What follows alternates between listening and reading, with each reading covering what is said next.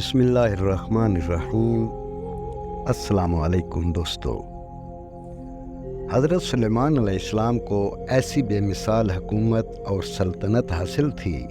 کہ ساری دنیا پر ہی نہیں بلکہ جنات اور پرندے اور ہوا پر بھی ان کی حکومت تھی،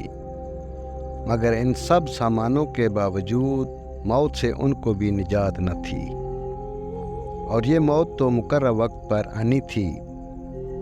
بیت المقدس کی تعمیر جو حضرت داؤد علیہ السلام نے شروع کی، ملک شام میں جس جگہ حضرت موسیٰ علیہ السلام کا خیمہ گاڑا گیا تھا، ٹھیک اسی جگہ حضرت داؤد علیہ السلام نے بیت المقدس کی بنیاد رکھی، مگر عمارت پوری ہونے سے قبل ہی حضرت داؤد علیہ السلام کی وفات کا وقت آن پہنچا، اور آپ نے اپنے فرزند حضرت سلیمان علیہ السلام کو اس عمارت کی تکمیل کی وصیت فرمائی۔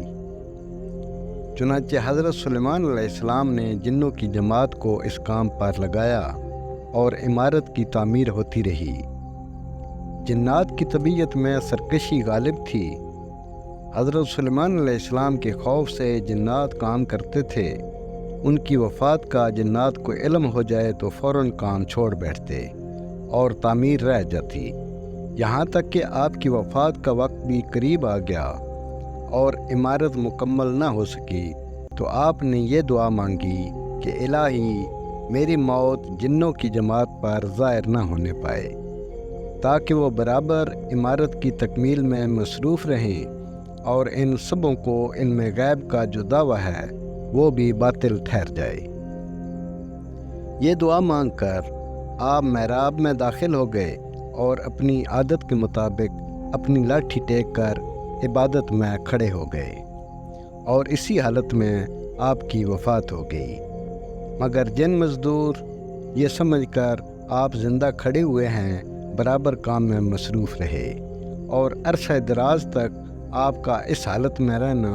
جنوں کے گروہ کے لیے کچھ باعث حیرت اس لیے نہیں ہوا کہ وہ بارہا دیکھ چکے تھے کہ آپ ایک ماہ بلکہ کبھی کبھی 2 ماہ برابر عبادت میں کھڑے رہا کرتے تھے، یہاں تک کہ بحکم الہی دیمک نے آپ کے عصا کو کھا لیا اور عصا گر جانے سے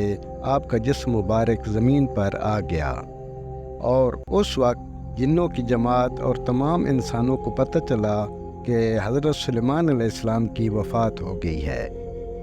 قرآن مجید میں اللہ تعالیٰ نے اس واقعے کو ان لفظوں میں بیان فرمایا ہے، پھر جب ہم نے حضرت سلیمان علیہ السلام پر موت کا حکم بھیجا تو جنوں کو ان کی موت دیمک ہی نے بتائی جو ان کے عصا کو کھا رہی تھی۔